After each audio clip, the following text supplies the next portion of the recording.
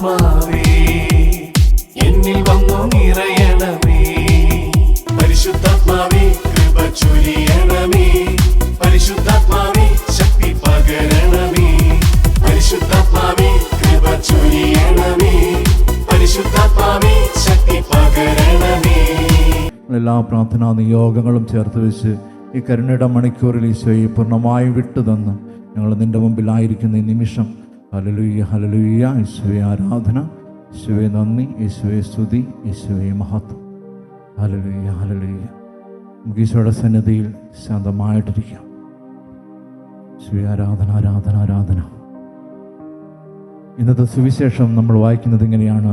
മത്തായിയുടെ സുവിശേഷം 11-ാം അധ്യായം 28, 29, 30 തിരുവചനങ്ങൾ. അധ്വാനിക്കുന്നവരും ഭാരം വഹിക്കുന്നവരുമായ നിങ്ങളെല്ലാവരും എൻ്റെ അടുക്കൽ വരുവിൻ, ഞാൻ നിങ്ങളെ ആശ്വസിപ്പിക്കാം. ഞാൻ ശാന്തശീലനും വിനീത ഹൃദയനുമാകയാൽ എൻ്റെ നുകം വഹിക്കുകയും എന്നിൽ നിന്ന് പഠിക്കുകയും ചെയ്യുവിൻ. എന്തെന്നാൽ എൻ്റെ നുകം വഹിക്കാൻ എളുപ്പമുള്ളതും ചുമട് ഭാരം കുറഞ്ഞതുമാണ്. ലോകം കേൾക്കാൻ ആഗ്രഹിക്കുന്ന ഒരു കാര്യമാണ്. അധ്വാനിക്കുന്നവരും ഭാരം ചുമക്കുന്നവരുമായ നമ്മളെ എല്ലാവരെയും ഈശോ വിളിക്കുമ്പം നമ്മൾ ആഗ്രഹിക്കുന്ന ഒന്നാണ്, ഈശോയെ ഞങ്ങൾ നിൻ്റെ സന്നിധിയിലായിരിക്കുമ്പം ഞങ്ങൾ ആശ്വസിപ്പിക്കപ്പെടാൻ ആഗ്രഹിക്കും. ഞങ്ങളുടെ വേദനകൾ സമർപ്പിക്കുമ്പോൾ, ഞങ്ങളുടെ പ്രയാസങ്ങൾ സമർപ്പിക്കുമ്പോൾ ഈശോയെ നിൻ്റെ സന്നിധിയിൽ ഞങ്ങൾ വരുന്നത് ആശ്വസിപ്പിക്കപ്പെടാനാണ്. വചനം പറയുന്നത് അധ്വാനിക്കുന്നവരെയും ഭാരം ചുമക്കുന്നവരെയുമാണ് വിളിക്കുന്നതെന്നാണ്. നമുക്കറിയാം, അലസന്മാരെ ആരെയും വിളിക്കുന്നതായിട്ട് നമ്മൾ വചനത്തിൽ കാണുന്നില്ല. സുവിശേഷത്തിലാണെങ്കിൽ നമ്മൾ കാണുന്നത് ചുങ്കക്കാരനായ മത്തായി ചുങ്കം പിരിച്ചുകൊണ്ടിരുന്നപ്പോൾ അവനെ ദൈവം വിളിച്ചുവെന്നാണ്. അതുപോലെ പത്രോസും യോഹന്നാനും യാക്കോബും മീൻ പിടിച്ചുകൊണ്ടിരിക്കുന്ന അവസ്ഥയിലാണ് കർത്താവ് അവരെ വിളിക്കുന്നത്. അധ്വാനിക്കുന്നവരാണ്, ഭാരം വഹിക്കുന്നവരാണ്. പക്ഷെ അവർ ഈശോ പറയുന്നു, നിങ്ങൾ ആശ്വസിപ്പിക്കപ്പെടണമെങ്കിൽ എൻ്റെ അടുക്കൽ വരുവിൻ. നമുക്കറിയാം, ഒരുപാട് ആസ്തിയും ഒരുപാട് സൗകര്യങ്ങളുമൊക്കെയുള്ള ഒരുപാട് ആൾക്കാരെ നമുക്കറിയാം. ഒരുപക്ഷെ അവർക്ക് ഈ സമാധാനം അനുഭവിക്കാൻ സാധിക്കുന്നുണ്ടോ എന്ന് നമുക്ക് നോക്കാം. കാരണം ഇവർ ആ ഒരു അവസ്ഥ ഈശോയിലേക്ക് വരുമ്പോഴാണ് നമ്മൾ യഥാർത്ഥ സമാധാനം അനുഭവിക്കുന്നത്. നമുക്കറിയാം, നമ്മുടെ ചുറ്റുമുള്ള ഒരുപാട് ആൾക്കാർ നമുക്കറിയാം, ഒരുപാട് സാമ്പത്തിക പുരോഗതിയുള്ളവരൊക്കെ ആയിരിക്കാം. പക്ഷേ അവർ യഥാർത്ഥ സമാധാനം ഹൃദയത്തിൽ അനുഭവിക്കുന്നുണ്ടോ? അതുകൊണ്ടാണ് ഈശോ പറയുന്നത്, നിങ്ങൾ എൻ്റെ അടുക്കൽ വരുവിൻ, ഞാൻ നിങ്ങളെ ആശ്വസിപ്പിക്കാം. കാരണം സുഭാഷിതങ്ങൾ 16-ാം അധ്യായം 3-ാം തിരുവചനത്തിൽ വചനം പറയുന്നുണ്ട്, നിന്റെ പ്രയത്നങ്ങൾ നീ കർത്താവിൽ അർപ്പിക്കുക, അപ്പോൾ നിന്റെ പദ്ധതികൾ ഫലമണി. നമ്മുടെ പ്രയത്നങ്ങൾ നമ്മൾ കർത്താവിനോട് ചേർത്ത് വയ്ക്കുമ്പോഴാണ് അതിനതിൻ്റേതായ അർത്ഥമുണ്ടാവുന്നത്. വചനം പറയുന്നുണ്ട്, യെശയ്യാ പ്രവാചകൻ്റെ പുസ്തകം 66-ാം അധ്യായം 3-ാം തിരുവചനത്തിൽ വചനം പറയുകയാണ്, അമ്മയെപ്പോലെ ഞാൻ നിന്നെ ആശ്വസിപ്പിക്കും, ജെറുസലേമിൽ വെച്ച് നീ സാന്ത്വനം അനുഭവിക്കുമെന്നാണ് വചനം പറയുന്നത്. അമ്മയെപ്പോലെ പിതാവായ ദൈവം പറയുകയാണ്, അമ്മയെപ്പോലെ. ഏതൊരു കുഞ്ഞും ആഗ്രഹിക്കുന്ന ഒരു കാര്യമാണ് അമ്മയിൽ നിന്ന് സാന്ത്വനം അനുഭവിക്കുക, വാത്സല്യം അനുഭവിക്കുക എന്നുള്ളത്. പിതാവായ ദൈവം പറയുകയാണ്, അമ്മയെപ്പോലെ ഞാൻ നിന്നെ ആശ്വസിപ്പിക്കും, ജെറുസലേമിൽ വെച്ച് നീ സാന്ത്വനം അനുഭവിക്കും. നമുക്കറിയാം, ജെറുസലേം എന്ന് പറയുന്നത് ദൈവ സാന്നിധ്യത്തിൻ്റെ അടയാളമാണ്. ലൂക്കായുടെ സുവിശേഷം 10-ാം അധ്യായത്തിൽ സമരിയാക്കാരൻ്റെ ഉപമ വായിക്കുമ്പോൾ നമുക്ക് മനസ്സിലാവുന്ന ഒരു കാര്യമാണ്, അവിടെ ഒരു വ്യക്തി ആക്രമിക്കപ്പെടുന്നുണ്ട്. ജെറുസലേമിൽ നിന്ന് ജെറീക്കോയിലേക്ക് പോകുന്ന ഒരു വ്യക്തി, ദൈവ സാന്നിധ്യം വിട്ട് അകന്നു പോകുന്ന ഒരു വ്യക്തി ആക്രമിക്കപ്പെടുകയും സമരിയാക്കാരൻ ആ വ്യക്തിയെ സഹായിക്കുകയും ചെയ്യുന്ന ഉപമ നമുക്കെല്ലാവർക്കും പരിചയമുള്ള കാര്യമാണ്. അതാണ് ബൈബിൾ പറയുന്നത്, ജെറുസലേം ദൈവ സാന്നിധ്യം. ആ സാന്നിധ്യത്തിലാണ് ഒരു മനുഷ്യൻ ആശ്വാസം അനുഭവിക്കുന്നത്. അതുകൊണ്ടാണ് സങ്കീർത്തകൻ 84-ാം അധ്യായം 10-ാം തിരുവചനത്തിൽ വചനം പറയുന്നത് ഇങ്ങനെയാണ്, അന്യസ്ഥലത്ത് 1000 ദിവസങ്ങളേക്കാൾ കർത്താവേ അങ്ങയുടെ സന്നിധിയിൽ ഒരു ദിവസമായിരിക്കുന്നതാണ് ഞങ്ങൾക്ക് കൂടുതൽ അഭികാമ്യം. ഒരു മനുഷ്യൻ്റെ ബോധ്യമാണ്, നമ്മളെവിടെയൊക്കെ എന്തൊക്കെ സമ്പാദിച്ചു കൂട്ടിയാലും ദൈവത്തെ കൂടാതെ നമുക്ക് സമാധാനം അനുഭവിക്കാൻ സാധിക്കുമോ ഇല്ലയോ എന്ന് നമുക്ക് പലർക്കും അറിവുള്ള കാര്യമാണ്. കർത്താവില്ലാതെ നമ്മൾ ഈ സമാധാനം അനുഭവിക്കാൻ സാധിക്കും. നമുക്ക് ഓരോരുത്തർക്കും ചിന്തിക്കാം. കാരണം നമ്മുടെ പ്രയത്നങ്ങളെല്ലാം നമ്മൾ കർത്താവിനോട് ചേർത്ത് വയ്ക്കുമ്പോഴാണ് അതിന് ഫലമുണ്ടാവുന്നത്. അതുപോലെ ഈശോ പറയുകയാണ്, എൻ്റെ നുകം വഹിക്കാൻ എളുപ്പമുള്ളതും ചുമട് ഭാരം കുറഞ്ഞതുമാണ്. നുകത്തെക്കുറിച്ച് പറയുമ്പം യോഹന്നാൻ ശ്ലീഹ എഴുതിയ 1-ാം ലേഖനം 5-ാം അധ്യായം 3-ാം തിരുവചനത്തിൽ പറയുന്നത്, നുകത്തെക്കുറിച്ച് പറയുമ്പോൾ ഇങ്ങനെയാണ് പറയുന്നത്: ദൈവത്തെ സ്നേഹിക്കുക എന്നാൽ അവിടുത്തെ കൽപ്പനകൾ പാലിക്കുക എന്നതാണ്. അവിടുത്തെ കൽപ്പനകൾ ഭാരമുള്ളവയല്ല. ദൈവകൽപ്പനകൾ ഭാരമുള്ളവയല്ല. കാരണം ഈശോ പറയുകയാണ്, ഇത് നിങ്ങൾ അനുസരിക്കണം. പരിശുദ്ധ അമ്മ പോലും കാനായിലെ കല്യാണ വിരുന്നിൽ അമ്മയ്ക്ക് ഒന്നേ പറയാനുണ്ടായിരുന്നുള്ളൂ, അവൻ പറയുന്നത് പോലെ ചെയ്യുവിൻ. വചനമനുസരിച്ചുള്ള ഒരു ജീവിതമാണോ നമ്മൾ ജീവിക്കുന്നത്? നമുക്ക് എന്തെല്ലാം ഉണ്ടായാലും വചനത്തെ ചേർത്ത് പിടിക്കാതെ മുന്നോട്ട് പോകാൻ സാധിക്കുമോ ഇല്ലയോ എന്ന് നമുക്ക് അനുഭവമുള്ള കാര്യമാണ്. അതുപോലെ ഈ ചുമടിനെക്കുറിച്ച് പറയുന്ന വേറൊരു ഭാഗമാണ് മത്തായിയുടെ സുവിശേഷം 23-ാം അധ്യായം 1 മുതൽ 4 വരെയുള്ള തിരുവചനങ്ങൾ. അവിടെ ഫരിസേയരെയും നിയമജ്ഞരെക്കുറിച്ചും പറയുന്നത് ഇങ്ങനെയാണ്: ഫരിസേയരും നിയമജ്ഞരും മോശയുടെ സിംഹാസനത്തിൽ ഇരിക്കുന്നു.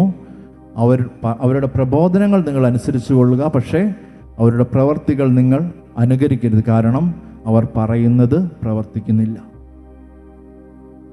ഈശോയെ, നിന്റെ വചനമനുസരിച്ച് ജീവിക്കാനുള്ള ഒരു കൃപ ഞങ്ങൾക്ക് നൽകണമേ. അവിടെ വചനം പറയുന്നത് ഇങ്ങനെയാണ്: ഫരിസേയരും നിയമജ്ഞരും ദൈവകൽപ്പനകളെ വ്യാഖ്യാനിച്ച് അത് ഭാരമുള്ളതാക്കുകയും ആ ചുമട് മനുഷ്യൻ്റെ ചുമലിൽ വെച്ച് കൊടുക്കുകയും ചെയ്തിട്ട് അവരെ സഹായിക്കാൻ ഒരു ചെറുവിരൽ പോലും അനക്കാത്തവർ. പക്ഷേ ദൈവവചനം അങ്ങനെയല്ല. ദൈവവചനത്തെക്കുറിച്ച് വ്യക്തമായി വചനം പറയുന്നത് പ്രഭാഷകൻ 15 നമുക്ക് കാണാം. 15-ാം അധ്യായം 15-ാം തിരുവചനത്തിൽ നമ്മളിങ്ങനെയാണ് കാണുന്നത്: മനസ്സ് വെച്ചാൽ ദൈവകൽപ്പനകൾ പാലിക്കാൻ നിനക്ക് സാധിക്കും. വിവേകപൂർവ്വം പ്രവർത്തിക്കണമോ വേണ്ടയോ എന്ന് തീരുമാനിക്കേണ്ടതെന്നാണ്. ഒരു ഓപ്ഷൻ നമ്മുടെ മുമ്പിൽ ദൈവം വെച്ചിട്ടുണ്ട്. ദൈവകൽപ്പനകൾ പാലിക്കാൻ നമുക്ക് നമ്മുടേതായ തീരുമാനം എടുക്കുക. അതൊരു തീരുമാനമാണ്. നമ്മളെടുക്കുന്ന തീരുമാനത്തിലാണ് നമുക്ക് ദൈവകൽപ്പനകൾ പാലിക്കാൻ സാധിക്കുന്നത്. നമ്മൾ മനസ്സ് വെക്കണം, എങ്കിൽ മാത്രമേ നമുക്ക് ദൈവകൽപ്പനകൾ പാലിക്കാൻ സാധിക്കുകയുള്ളൂ. ഈശോ പറയണം. കാരണം നമ്മൾ ഓരോ വചന ശുശ്രൂഷയും ഓരോ ആത്മീയ ശുശ്രൂഷകളിലും പങ്കെടുക്കുമ്പോൾ നമുക്കുണ്ടാവുന്ന ബോധ്യവും അതുതന്നെയാവണം: ഈശോയെ, നിൻ്റെ വചനമനുസരിച്ച് ജീവിക്കാനുള്ള കൃപയും കാരുണ്യവും നീ ഞങ്ങളുടെ മേൽ വർഷിക്കപ്പെടണം. ഈ ദിവ്യകാരുണ്യ ആരാധനയെ നമ്മൾ ഈശോയോട് ചേർന്ന് പ്രാർത്ഥിക്കുമ്പം, ഈശോയെ, ഞങ്ങൾക്കൊന്നേ നിന്നോട് ആവശ്യപ്പെടാനുള്ളൂ, നിൻ്റെ വചനമനുസരിച്ച് ജീവിക്കാൻ ഞങ്ങളെ നീ സഹായിക്കണം. മത്തായിയുടെ സുവിശേഷം 7-ാം അധ്യായം 21-ാം തിരുവചനത്തിൽ വചനം പറയുന്നത്: കർത്താവേ കർത്താവേ എന്ന് വിളിച്ചപേക്ഷിക്കുന്നവനല്ല, അവിടുത്തെ തിരുഹിതം നിറവേറ്റുന്നവനാണ് സ്വർഗരാജ്യത്തിൽ പ്രവേശിക്കുക. അതിന് തുടർന്ന് വായിക്കുമ്പോഴും നമുക്ക് കാണാം, പാറമേൽ പണിയുന്ന ഭവനവും മണ്ണിൽ പണിയുന്ന ഭവനത്തെക്കുറിച്ചുമൊക്കെ വചനത്തിൻ്റെ വിവിധങ്ങളായ എക്സ്പ്ലനേഷൻസ് നമുക്ക് കാണാൻ സാധിക്കും. വചനമനുസരിച്ച് ജീവിക്കാനുള്ളൊരു കൃപ കിട്ടാൻ വേണ്ടി നമുക്ക് ഈശോയോട് പ്രാർത്ഥിക്കാം. അതുപോലെ നമുക്കറിയാം, നമ്മുടെ വേദനകളും പ്രയാസങ്ങളുമൊക്കെ നമ്മൾ ഓരോ ആരാധനയിലും സമർപ്പിച്ച് പ്രാർത്ഥിക്കുമ്പം അനേകരിലേക്ക് ദൈവകരുണ ഒഴുകാൻ വേണ്ടി നമ്മൾ പ്രാർത്ഥിക്കുന്നുണ്ട്. യോഹന്നാൻ്റെ സുവിശേഷം 6-ാം അധ്യായത്തിൽ പരിശുദ്ധ കുർബാനയെക്കുറിച്ചുള്ള പ്രബോധനത്തിൽ ഈശോ പറയുന്നുണ്ട്: എൻ്റെ ശരീരം ഭക്ഷിക്കുകയും എൻ്റെ രക്തം പാനം ചെയ്യുകയും ചെയ്യുന്നവർ നിത്യജീവൻ അവകാശമാക്കുമെന്നുള്ള പ്രബോധനങ്ങൾക്ക് ശേഷം ശിഷ്യന്മാർ, ഈശോയുടെ കൂടെയുള്ളവർ പറയുന്നുണ്ട്: ഇത് ഗ്രഹിക്കാൻ ആർക്ക് കഴിയും? അങ്ങനെ പറഞ്ഞുകൊണ്ട് വളരെ പേർ അവനെ വിട്ടുപോയി. ഈശോയുടെ കൂടെ ഉണ്ടായിരുന്ന വളരെ പേർ ഈ പ്രബോധനങ്ങൾ മനസ്സിലാകാതെ വിട്ടുപോയി. നമുക്കറിയാം പത്രോസിൻ്റെയും ശിഷ്യന്മാരുടെയും അവസ്ഥ. 6-ാം അധ്യായം 67-ാം തിരുവചനത്തിൽ വചനം പറയുകയാണ്: ഈശോ ചോദിച്ചു, പത്രോസേ, നിങ്ങളും പോകാൻ ആഗ്രഹിക്കുന്നു? ഈ മനുഷ്യൻ്റെ അവസ്ഥ നമുക്കറിയാം. മീൻപിടുത്തക്കാരനാണ്, വലിയ അറിവോ ജ്ഞാനമോ ഒന്നും ഇല്ലാത്ത അവസ്ഥയിലുള്ള ഒരു മനുഷ്യനാണ്. ഈ മനുഷ്യൻ ഈശോയോട് ചോദിക്കുകയാണ്: കർത്താവേ, ഞങ്ങൾ ആരുടെ പക്കലേക്ക് പോകും? നമ്മൾ ഈ ആരാധനയിൽ ചേർത്ത് പിടിക്കേണ്ട ഒരു വചനഭാഗമാണ്: കർത്താവേ, ഞങ്ങൾ ആരുടെ പക്കലേക്ക് പോകും? നിത്യജീവൻ്റെ വചസ്സുകൾ നിൻ്റെ പക്കൽ ഉണ്ടല്ലോ. ഈ ബോധ്യം നമ്മളിൽ നിറയുമ്പോഴാണ് നമ്മുടെ പ്രയാസങ്ങൾ, നമ്മുടെ ബുദ്ധിമുട്ടുകൾ ഈശോ ഏറ്റെടുക്കുന്നത്. ആ വിശ്വാസം നമ്മൾ ഉണ്ടാകാൻ വേണ്ടി പ്രാർത്ഥിക്കാം. തുടർന്ന് വചനം പറയുന്നത് എങ്ങനെയാണ്? പൗലോസ് പറയുകയാണ്: നീ ദൈവത്തിൻ്റെ പരിശുദ്ധനാണെന്ന് ഞങ്ങൾ അറിയുകയും വിശ്വസിക്കുകയും ചെയ്തിരിക്കുന്നു. ഇന്ന് ഈ കരുണയുടെ നിമിഷം ഈ അൾത്താരയിൽ എഴുന്നള്ളിയിരിക്കുന്ന സർവശക്തനായ ദൈവം നമുക്ക് ഈശോയോട് ഒന്നേ പറയാനുള്ളൂ. ഈശോയെ, നീ ദൈവത്തിൻ്റെ പരിശുദ്ധനാണെന്ന് ഞങ്ങൾ അറിയുകയും വിശ്വസിക്കുകയും ഏറ്റുപറയുകയും ചെയ്യുന്നു. ഈ വിശ്വാസം മതി നമുക്ക് ജീവിക്കാൻ, നമ്മളെ ശക്തിപ്പെടുത്താൻ. ഈ ഒരു വിശ്വാസം നമ്മുടെ ഉള്ളിൽ നിറയാൻ വേണ്ടി കരുണയുടെ നിമിഷം, ഈ കരുണയുടെ ലോകം മുഴുവൻ കരുണ വർഷിക്കപ്പെടുന്ന ഈ നിമിഷം ഈശോയോട് നമുക്ക് ആത്മാർത്ഥമായിട്ട് പ്രാർത്ഥിക്കാം. ഈശോയെ, നീ ദൈവത്തിൻ്റെ പരിശുദ്ധനാണെന്ന് ഉള്ളിൽ വിശ്വസിക്കാനുള്ള കൃപയും അഭിഷേകവും ഞങ്ങൾക്ക് നൽകണമേ. ഞങ്ങളിലൂടെ അനേകരിലേക്ക് ഈ വിശ്വാസം ചൊരിയപ്പെടുന്നതിനും ഉള്ള കൃപ ഞങ്ങൾക്ക് നൽകണമേ എന്ന് നമുക്ക് ആത്മാർത്ഥമായിട്ട് പ്രാർത്ഥിക്കാം.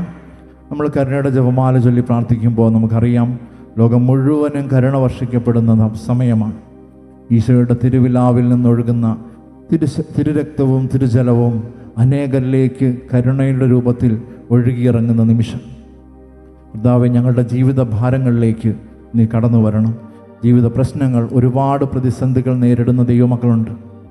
ജോലി തടസ്സം നേരിടുന്നവർ, വിവാഹ തടസ്സം നേരിടുന്നവർ, ഭവനത്തിനായിട്ട് ആഗ്രഹിച്ച് വിഷമിക്കുന്നവർ, ശാന്തിയും സമാധാനവും അനുഭവിക്കാൻ ആഗ്രഹിക്കുന്നവർ, കർത്താവേ, ഈ കരുണയുടെ നിമിഷം ഞങ്ങൾ ഓരോരുത്തരിലേക്കും നിൻ്റെ കരുണ വർഷിക്കപ്പെടുന്നതിന് വേണ്ടി, അതുപോലെ അനേകരിലേക്ക് ദൈവകരുണ ഒഴുകിയിറങ്ങുന്നതിന് വേണ്ടി ഞങ്ങൾ നിൻ്റെ തിരുരക്തത്തിലും തിരുജലത്തിലും ശരണപ്പെട്ടുകൊണ്ട് ഈ പ്രാർത്ഥനയെ ഏറ്റുചൊല്ലി പ്രാർത്ഥിക്കുന്നു. ഈശോയുടെ തിരുഹൃദയത്തിൽ നിന്ന് ഞങ്ങൾക്ക് കാരുണ്യ സ്രോതസ്സായി ഒഴുകിയിറങ്ങിയ തിരുരക്തമേ, തിരുജലമേ, ഈശോയുടെ തിരുഹൃദയത്തിൽ നിന്ന് ഞങ്ങൾക്ക് കാരുണ്യ സ്രോതസ്സായി ഒഴുകിയിറങ്ങിയ തിരുരക്തമേ, തിരുജലമേ, ഈശോയുടെ തിരുഹൃദയത്തിൽ നിന്ന് ഞങ്ങൾക്ക് കാരുണ്യ സ്രോതസ്സായി ഒഴുകിയിറങ്ങിയ തിരുരക്തമേ, തിരുജലമേ, നമുക്ക് നമ്മുടെ എല്ലാ പ്രാർത്ഥനാ നിയോഗങ്ങളും, നമ്മൾ ആർക്കൊക്കെ വേണ്ടി പ്രാർത്ഥിക്കുന്നോ അവരുടെ എല്ലാ പ്രാർത്ഥനാ നിയോഗങ്ങളും ഈശോയുടെ സന്നിധിയിൽ സമർപ്പിച്ച് നമുക്ക് ആത്മാർത്ഥമായിട്ട് ചോദിക്കാം. ഈശോയെ, ഞങ്ങളിതൊക്കെയായിട്ട് ആരുടെ പക്കലേക്കാണ് പോകേണ്ടത്? അതുകൊണ്ട് ഞങ്ങൾ പൂർണ്ണമായി സമർപ്പിക്കുന്ന ഈശോയെ വിട്ടു തന്ന് പ്രാർത്ഥിക്കുന്നു. നമുക്ക് ദിവ്യകാരുണ്യ ആശീർവാദത്തിനായിട്ട് നമ്മൾ ഒരുങ്ങുമ്പോൾ നമ്മുടെ എല്ലാ പ്രയാസങ്ങളും വേദനകളും ഈശോയ്ക്ക് കൊടുത്തുകൊണ്ട് നമുക്ക് ഈശോയോട് പറയാം, ഈശോയെ, ആശ്വസിപ്പിക്കപ്പെടുവാനായി ഞങ്ങൾ നിൻ്റെ സന്നിധിയിലായിരിക്കുന്നു. നമ്മൾ ആർക്കൊക്കെ വേണ്ടി പ്രാർത്ഥിക്കുന്ന അവരുടെ എല്ലാ ജീവിതങ്ങളിലും സമാധാനവും ആശ്വാസവും ലഭിക്കുന്നതിന് വേണ്ടിയും ഈശോയുടെ കരുണയുടെ നിറവ് അനുഭവിക്കാനുള്ള കൃപ അവർക്ക് ഓരോരുത്തർക്കും ലഭിക്കുന്നതിന് വേണ്ടിയും ആഗ്രഹിച്ച് നമുക്ക് താഴ്ന്ന സ്വരത്തിൽ സ്തുതിച്ചുകൊണ്ട് ദിവ്യകാരുണ്യ ആശീർവാദം സ്വീകരിക്കാം.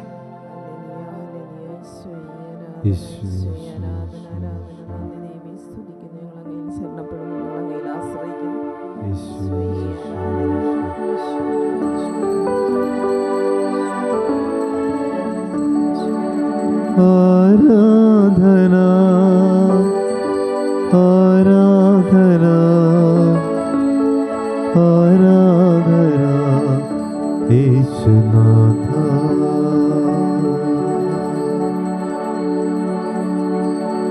പരിശുദ്ധ പരമമാ ദിവ്യകാരുണ്യമേ, എന്നുമെന്നും അങ്ങേക്ക് ആരാധന.